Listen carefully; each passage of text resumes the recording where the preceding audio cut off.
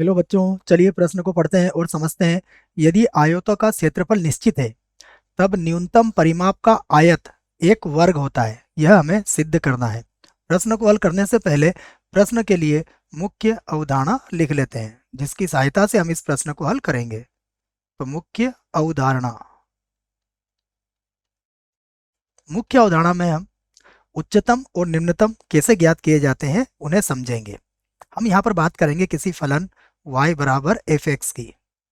तो यदि हमें अधिकतम और निम्नतम मान इसका ज्ञात करना है तो सर्वप्रथम हम dy बाई डी एक्स इसका ज्ञात करते हैं और उसकी तुलना करते हैं जीरो से।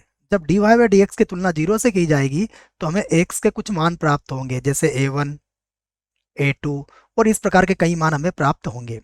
उसके बाद हम इसका d2y by D x square ज्ञात करेंगे और उसमें x बराबर सबसे पहले a1 रखेंगे। यदि a1 रखने पर यह मान जीरो से अधिक आता है तब हम कहते हैं कि x बराबर a पर ये क्या है, निम्नतम है, निम्नतम।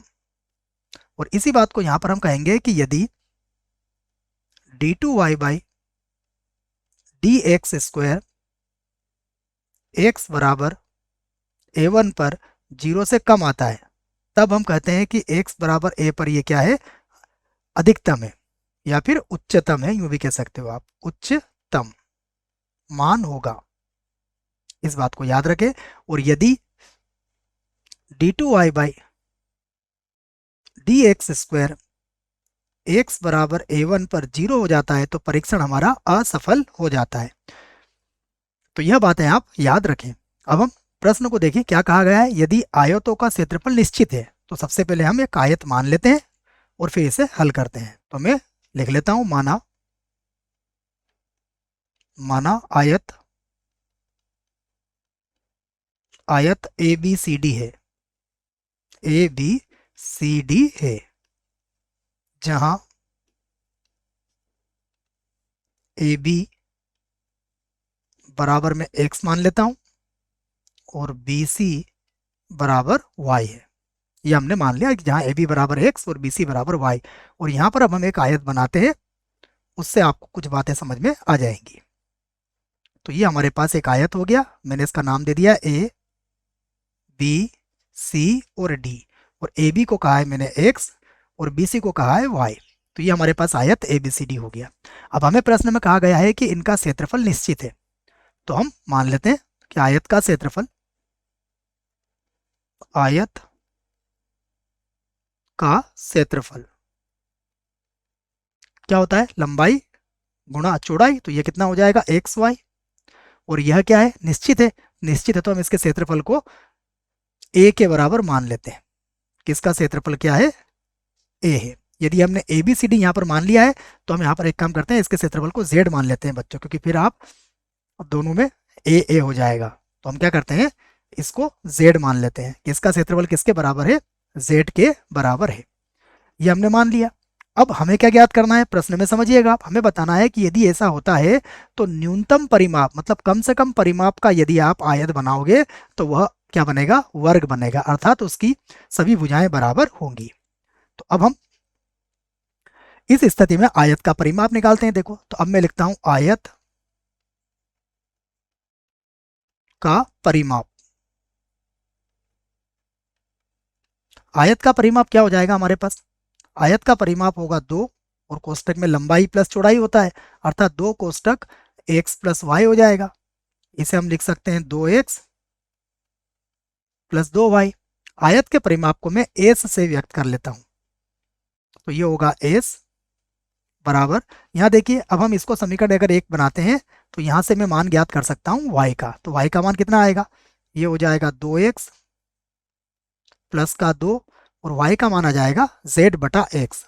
तो ये कितना हो जाएगा, z और बटे में कितना आ जाएगा, x हो जाएगा। इसे हम बना लेते हैं समीकरण 2।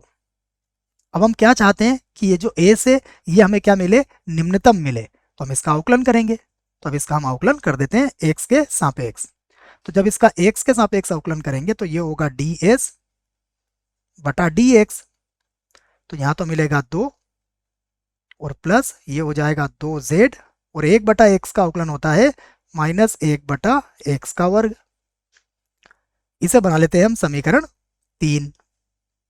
अब हम इसका एक बार और अवकलन करेंगे तो यहाँ पर मिलेगा हमें d2s by D x square, और देखिए इसका 2 का अवकलन तो 0 हो जाएगा और ये हो जाएगा माइनस का 2z, माइनस का 2z, और x की घातांक ऊपर जाके -2 बनेगी, तो जब हम इसका अवकलन करेंगे तो ये होगा -2 और x की घातांक हो जाएगा -3। तो इसे लिख लेते हैं हम। यहाँ पर मिलेगा हमें d2 S by D x square बराबर माइनस माइनस तो प्लस हो जाएगा और ये हो जाएगा 4z बटा x की घात 3। तो ये होगा 4z और बटे में हो जाएगा x की घात 3, और इसे हम बना लेंगे। देखो समीकरण 1 2 3 तो हमने बना रखी है, इसे हम समीकरण 4 बना लेते हैं। और अब जैसा हमने मुख्य उदाहरण में कहा है उस बात को कहेंगे।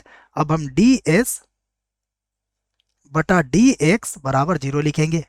तो ds बटा dx कितना था, देखो ये था हमारे पास 2 माइनस 2z बटा x की घात 2। क्या था ये, 2 माइनस का 2z और बटे में था x की घात 2 बराबर कितना है, 0। यहाँ से हम x का मान निकालेंगे तो हमें मिलेगा 2z बटा x की घात 2 बराबर 2 हो जाएगा।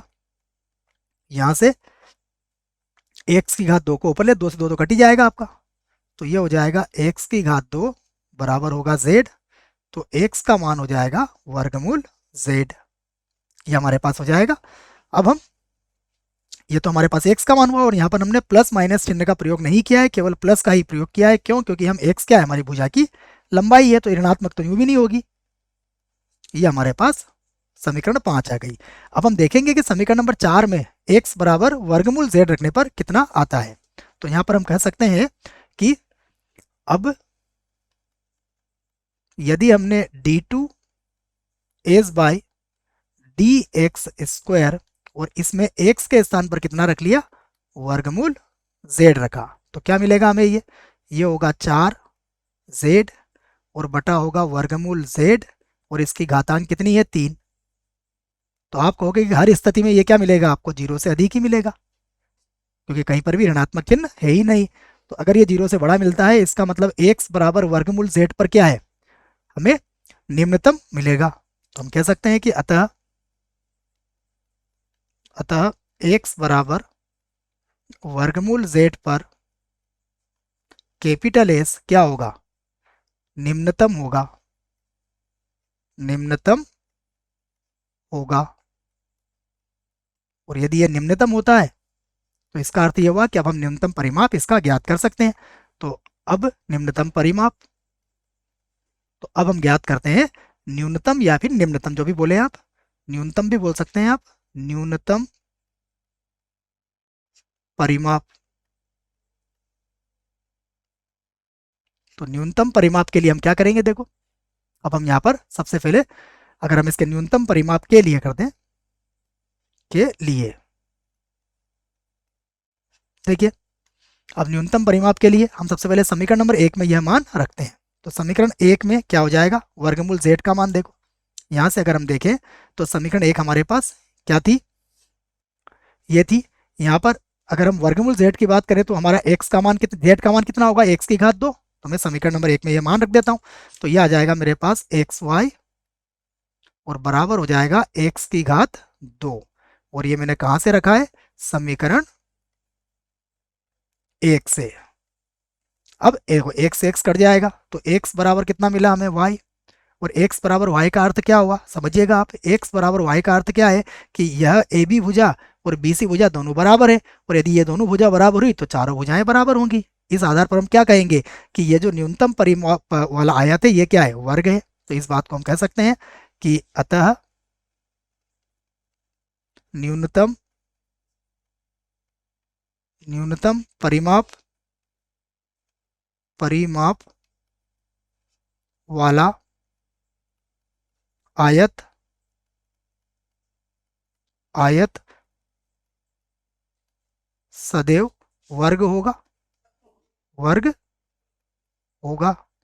यही हमें सिद्ध करना था। आशा करता हूँ बच्चों आपको इस प्रश्न का उत्तर समझ में आया होगा। धन्यवाद।